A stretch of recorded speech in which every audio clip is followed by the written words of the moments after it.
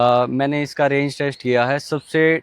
तो इसका है स्पोर्ट्स मोड एक। हाँ जी। उसमें बहुत तगड़ी भागती है। हाँ जी। Sports mode without any regenerative mode, इसमें 3 रीजनरेटिव मोड है, जी। Level 1 2 and 3। हाँ जी। विदाउट एनी मोड, ठीक है। और स्पोर्ट्स मोड में 120-30 किलोमीटर पर आवर की स्पीड पे भगा के, तो इसने जब निकाला 280 किलोमीटर। पूरे 100 से लेके 0 तक की मैं बात कर रहा हूँ, क्योंकि 10% आने के बाद इसका टर्टोइज मोड ऑन हो जाता है। उस पे ना इसकी मैक्सिमम स्पीड 55 रहती है। तो 10 से लेके 90 तक, तो 10 से लेके 90 तक तो ये पूरी चली 120-130 की स्पीड पे। फिर 10% से 0 तक चली है 55 की स्पीड पे। तो टोटल मैं बताता हूँ आपको 280 किलोमीटर चली है। मैक्सिमम आपको इस गाड़ी में 280 की रेंज मिली है? नहीं, वो है स्पोर्ट्स मोड में, जिसमें सबसे कम रेंज ये मिली है मुझे। और इको पे कितनी मिली होगी? इको पे मुझे मिली है इसकी एक दिन 380 किलोमीटर। 280 से सीधा सीधा 380? सीधा 380 भाई। और नॉर्मल पे भी कुछ फर्क है या सिटी है इसका जो नॉर्मल मोड है ना, सिटी मोड, उस पे वही है 330 की निकल जाती है इसमें आराम से। 330? हाँ, with AC on end of कई बार। और इको पे 380? हाँ, मैक्स आपको 380 मैक्स मैंने निकाल लिया उस दिन, क्योंकि मैं उस दिन 80 की स्पीड पे ही चला रहा था बस।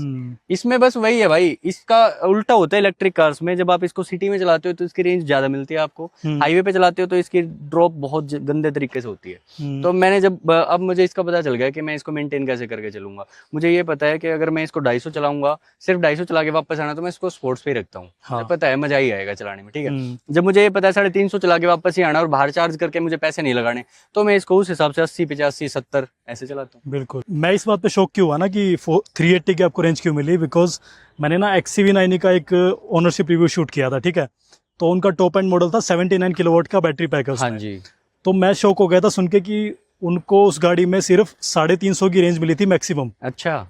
मैं एक्सपेक्ट करके गया था कि 450 तो मिली होगी, 400 भी मिली होगी। हाँ। वो कहता है कि मुझे यार 300 मिली है, ज्यादा से ज्यादा मुझे 330, एक बार गलती से टच होगी 350। अच्छा। तो मैं सोच रहा था यार, उसको जब 79 किलोवाट में इतनी कम रेंज मिली है, आपको देखो 45 किलोवाट का आपका बैटरी पैक है ना, आपको हाँ। उसमें 380 किलोमीटर, यार बहुत बड़ी बात है। मैं मनीष भाई, मैंने बोला ना, मैंने इस गाड़ी को डिकोड कर लिया है। हाँ। डिकोड का मतलब ये है कि जैसे कोई बंदा एकदम से आइस व्हीकल से इस पे स्विच करेगा ना, हाँ जी। तो बंदा कई दिन तक तो सिर्फ इसमें कॉम्प्लिकेशन में फंसा रह जाएगा कि इसकी रेंज निकल क्यों नहीं रही, ये चार्ज टाइम पे हो क्यों नहीं रही। हाँ। घर वाले चार्जर से, छोटा चार्जर है 3.2 किलोवाट का, वो इसको 21 घंटे 20 घंटे में चार्ज करता है। हाँ। 7.2 किलोवाट वाला जो है 8 घंटे 9 घंटे में करता है।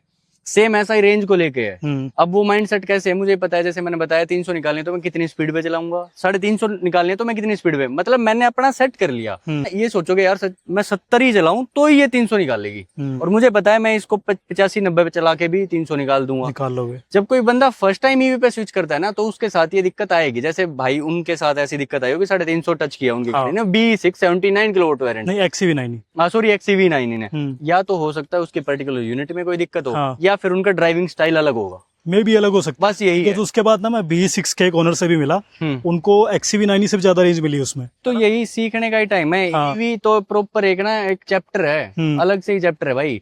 इस पे आपको टाइम देना पड़ेगा, एक्सपेरिमेंट्स करते रहने पड़ेंगे भाई, लॉन्ग ट्रिप्स पे जाना पड़ेगा इसमें। भाई अगर कोई बंदा घर पे बैठ के सोचे ना 430 किलोमीटर कंपनी क्लेम्ड रेंज है और मैं इतनी आराम से निकाल दूंगा, लेकिन जा रहा वो 150 किलोमीटर डेली, आ जाना उसका 150 किलोमीटर में, वो सोचता है क्लेम रेंज के बराबर ये निकालती होगी। ऐसा नहीं है, आपको निकलना पड़ेगा, बहुत लॉन्ग ट्रिप्स भी निकालने पड़ेंगे। छोटा छोटा भाई इसको स्पीड में भी चलाना पड़ेगा कई बार। मतलब चैप्टर है ये, इसको डिकोड आपको खुद ही करना पड़ेगा। आपकी गाड़ी आपके अकॉर्डिंग ही चलेगी। फिर क्लेम रेंज का तो देखो ऐसा है यार कि कंपनी जो क्लेम करती है ना, वो क्लेम करती है आप जब परफेक्ट कंडीशन में गाड़ी को चलाओ, बिल्कुल जो गाइडलाइन कंपनी दे रही है आप उसमें उसको चलाओ, जो कि इम्पॉसिबल है। आप गाड़ी अपने हिसाब से चलाओगे तो थोड़ा डिफरेंस तो आएगा ना। बिल्कुल ये है, ये सही बात बोली आप।